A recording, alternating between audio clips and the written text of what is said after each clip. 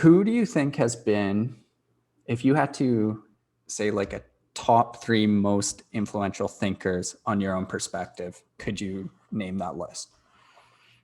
Ooh, top three. Huh. That's a good question.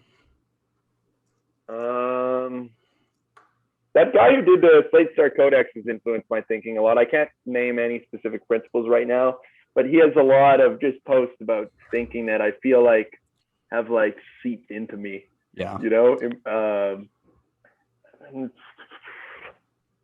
who else? I don't know. I like this guy Robert Wright. I don't think he has any general principles of thinking, but he just has a great YouTube channel where he just argues with people, Sweet. and I feel like I've learned a lot from watching that. And like the way that he like presents arguments, like I feel like he's always just arguing, but like not in a way that like he's attached to his argument. It's like he's just raising objections, which Okay. I just think is a nice, like kind of playing devil's advocate all the time. Yeah. And then I don't know. I want to say Kurt Vonnegut just because I liked reading his stuff so much when I was younger. Yeah. His like Fair. fiction, Yeah. his worldview. I don't know if that's thinking per se, but yeah, there's a lot of like the Effective Altruist community. This podcast, 80,000 Hours podcast. It's really good. That's really affected my thinking. It's a lot about just making reasonable decisions, rational thinking. Yeah. What about you? Mine might be like kind of like trite at this point or boring, but I would say maybe because these thinkers got me when I was young, but like Harris was the first person who really made me be Sam like, Harris. Yeah, you're probably right. He's probably up there for me. He really made me be like, oh, I'm not thinking about a lot of things. Yeah, I disagree with him a lot now, but yeah, Same. definitely when I was younger, like, yeah, you're right. He was like my And then first it's exposure. interesting, kind of the flip side of him, Peterson definitely showed me kind of a different side of that perspective, or showed me another way to look at the world that's maybe as valuable, or for me equally as valuable. Certainly less coherent. Totally. Well, it depends what you mean. But yeah.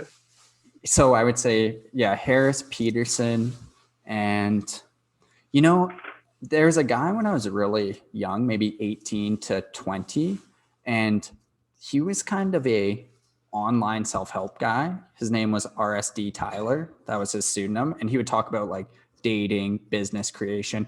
And he just like put out great content on, like not being attached to the outcome, like being okay in yourself, like pushing yourself, being willing to like walk up to people and ask them on dates, and like maybe some people would label it as pickup, but like sophisticated, beneficial.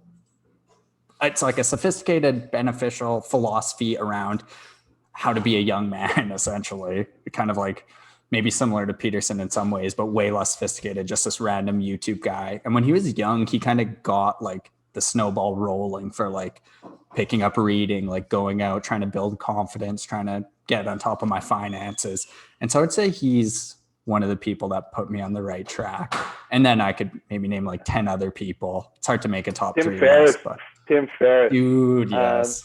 I don't listen to him much anymore, so I kind of forgot about him. But what you're saying for that guy, that's Tim Ferris for me. And not even so much Tim Ferris himself, like saying, but his podcast, that is actually probably the single biggest influence on me now that I think of it. Because when I was like 16 to like 21, I listened to that I've listened to probably not anymore, not the new ones, but I listened to that podcast so much.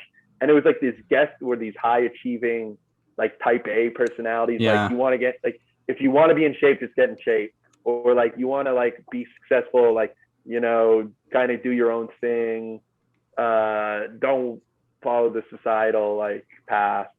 At least that was some of the guests. I don't know. That's probably Tim a Ferris. big one. He got me on that self-improvement thing.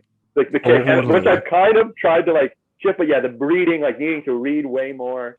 Yeah, having habits that are important and like help you like compound over time. Dude, even Joe Rogan early on for me, just being like him talking about being kind, being altruistic, not being jealous of your friends, wanting to help out your friends, staying in great shape. If you can help people, doing it. And like a lot of his guests, like his podcast definitely changed the direction I was going in when I was young. That's a good question. I can't believe I forgot about the comparison. Definitely. Yeah.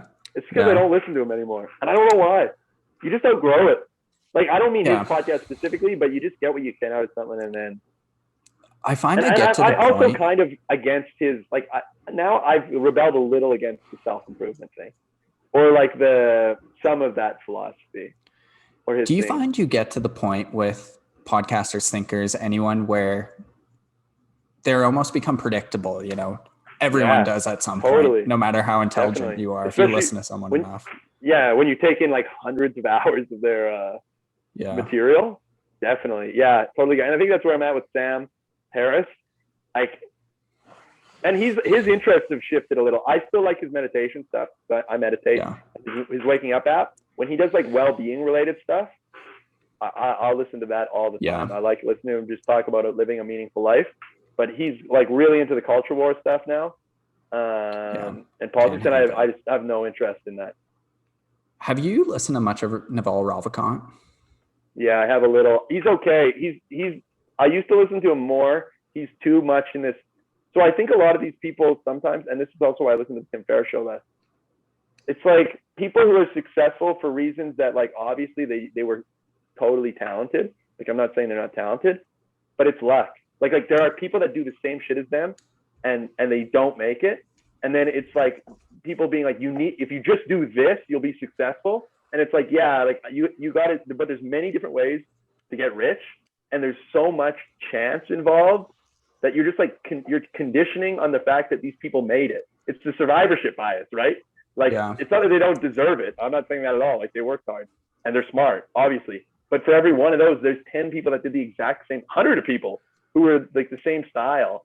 So survivorship bias, definitely real. I guess how I think of that is there are kind of principles that unless you're acting them out, you won't reach a certain point, right? Unless you act these principles out, you're not going to be successful. But just because you're acting those principles out doesn't necessarily mean you're going to be successful because of luck and chance and illness, whatever. And I think those guys put out those principles. And a lot of people say, I've been trying to act out your principles and it's not working for me. But it's and it might not work. It might never work. You never know. Probably won't.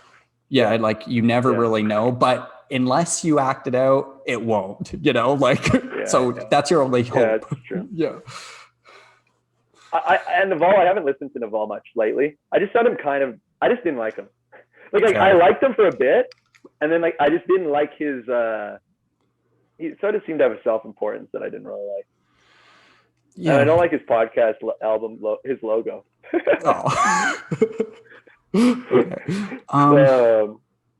it's weird how that works though sometimes, right? Like his shit. Like I did listen to him for a bit, but it's just weird that some people rub you the wrong way.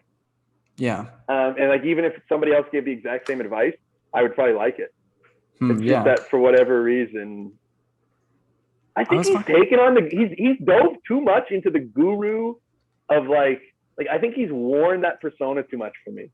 Like I not like a guru as in he's not like giving good advice.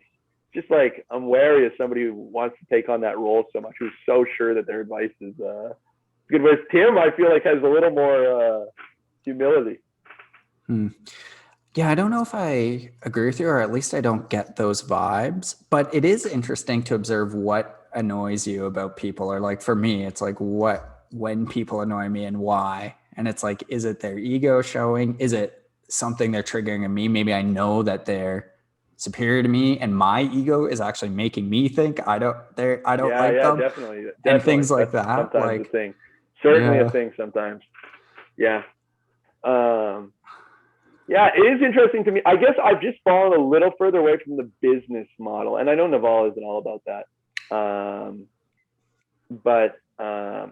And maybe that's slightly why I'm less interested in Sam Ferris now, and why I'm like maybe more interested in, say, Sam Harris's like waking up app, when he just gets like people who have like they've still had a successful life, but not in this and it's not less or more important just because they haven't made money and they've done some other things. But I guess it's a different. I guess I've just found now I'm in a different perspective on the successful life. Whereas before it was Tim Ferriss, which is like it's good that he gets a certain type of person on there.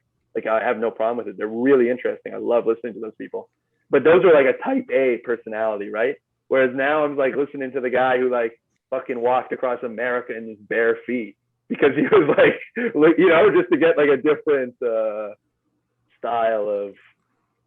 He's also content, right?